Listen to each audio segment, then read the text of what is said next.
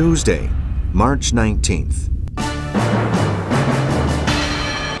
In response to the German air raid on Scapa Flow, the British government sends 50 RAF bombers against the German hydroplane base at Hornu on the island of Sylt. It is the first British bombing of a specific objective on land. Although no great damage is inflicted, Chamberlain presents it as a success in the House of Commons and uses it to divert criticism over his indecisiveness over help for Finland. The British leader says his government has respected Norwegian and Swedish neutrality and that the operation offered little chance of success. In the United States, President Roosevelt increases his criticism of Nazi Germany. In a radio broadcast, he warns that Hitler is trying to destroy the economic and social basis of Western society. In France, the public criticized Prime Minister Daladier and his government for their lack of initiative in the Finnish conflict. The French hope to keep the fighting away from their frontiers and avoid a repeat of the tragic consequences of the First World War. Some political commentators in France believe Daladier's days are numbered and the country needs a stronger and more decisive leader. In the Sea War, U-19, commanded by Joachim Schepke, sinks the Danish merchant ships Charkow and Minsk to the north of Scotland.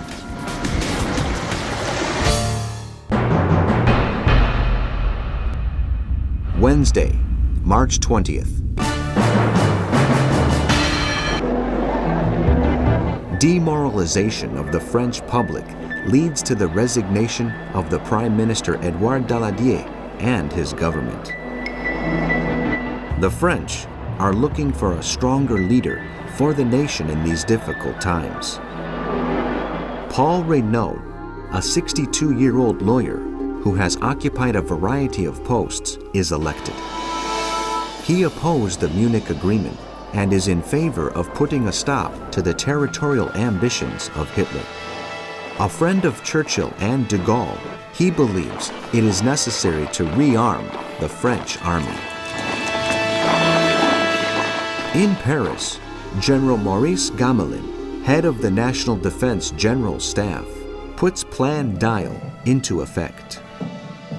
The best troops are deployed in the north in the expectation of an attack through Holland, while the weaker units take up positions to the south.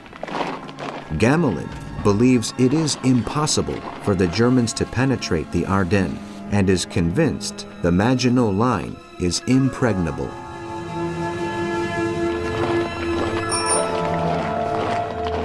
In the Sea War, U-21, commanded by Wolf-Haro Stieble, runs aground on the Norwegian coast to the southeast of Mandal. All the crew is detained, and the Kriegsmarine responds to protests from the Norwegian government with an apology, claiming it was due to a navigation error.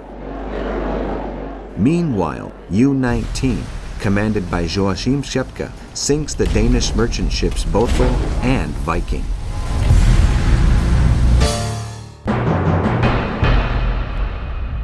Thursday, March 21st. In France, Paul Reynaud is named Prime Minister and also takes the post of Foreign Minister. Edouard Daladier will be Minister of Defense in the new cabinet.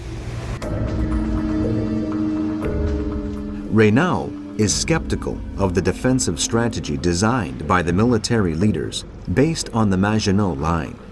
His lack of confidence in General Gamelin, of whom he said he could have been a good bishop, but he is not a military leader, leads him to demonstrate a preference for strong and decisive French action.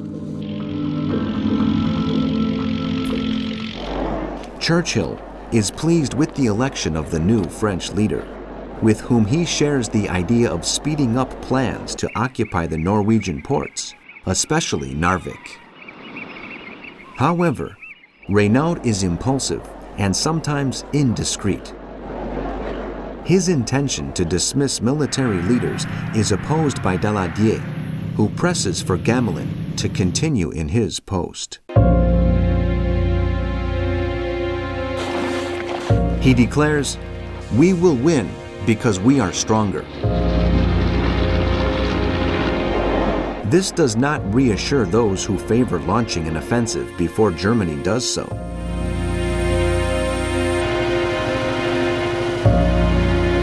The French are not taken in by the constant Nazi radio propaganda, claiming the Third Reich has no quarrel with the French people, who have been drawn into the conflict by British machinations.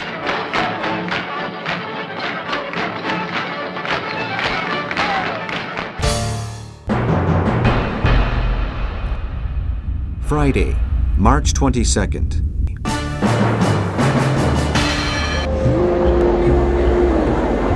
In India, there are more demonstrations against British rule and calls for independence.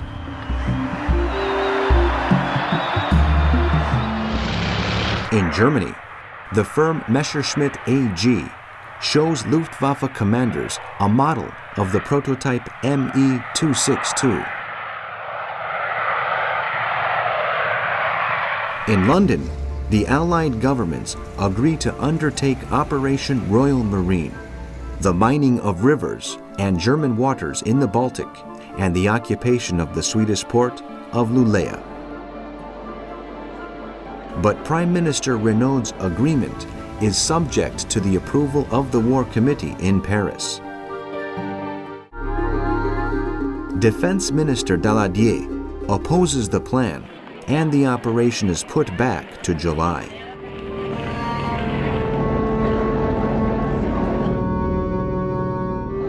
The British Prime Minister, Neville Chamberlain, believes the delay is a mistake, as it is necessary for the Allies to take the initiative.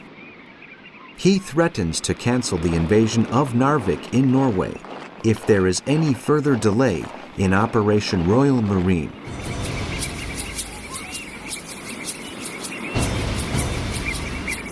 The French intelligence service warns of the special interest shown by the Germans in getting to know the roads that link Sedan and Abbeville.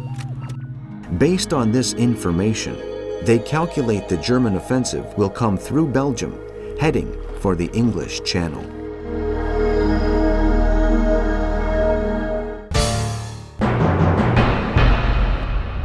Saturday, March 23rd.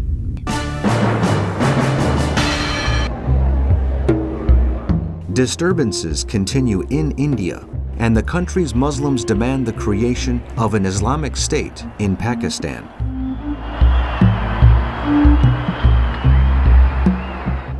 In Berlin, Göring blocks the Minister for Armaments and Munitions, Fritz Todt, having control over the building of planes. The shortage of materials, excessive bureaucracy, and the opposition of army commanders to what they see as interference from the party place Hitler's plans in danger. In Moscow, plans are drawn up for the mass murder of 25,700 Polish prisoners. Stalin is determined to do away with most of Poland's officer class in order to weaken the country. The murder of those labeled counter-revolutionaries will take place in Katyn Forest to the west of Smolensk, in the NKVD prison in Konalin, formerly Tver, and in the Ukrainian city of Kharkov.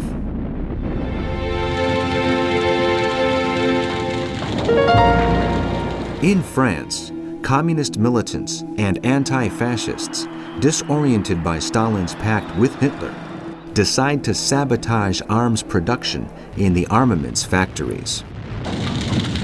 In the Sea War, U-22, along with its commander, Karl Heinrich Jenisch, and crew, disappears after colliding with a mine in the Skagerrak Strait to the south of Norway.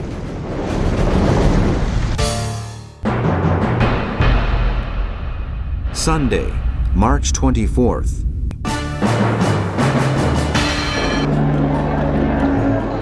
The members of the Special General Staff, created by the OKW to direct the invasion of Norway and Denmark, meet in the Reich Chancellery. They explain to Hitler the plans for the joint operation. The occupation of Denmark poses few problems, but Norway, with its extensive coastline close to the British Isles, is another matter.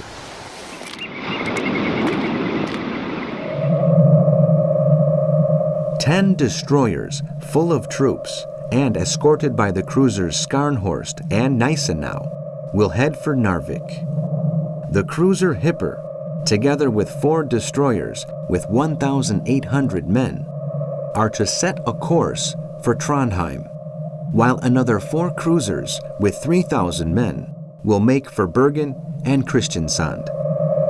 Oslo will be the target of the assault troops aboard the cruisers Blücher and Emden, together with the battleship Lützow.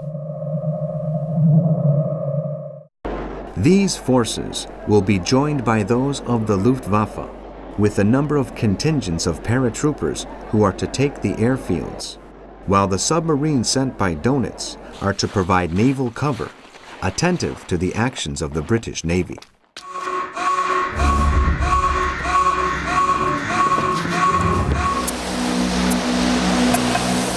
Radar suggests April 7th as a start date when there will be a full moon.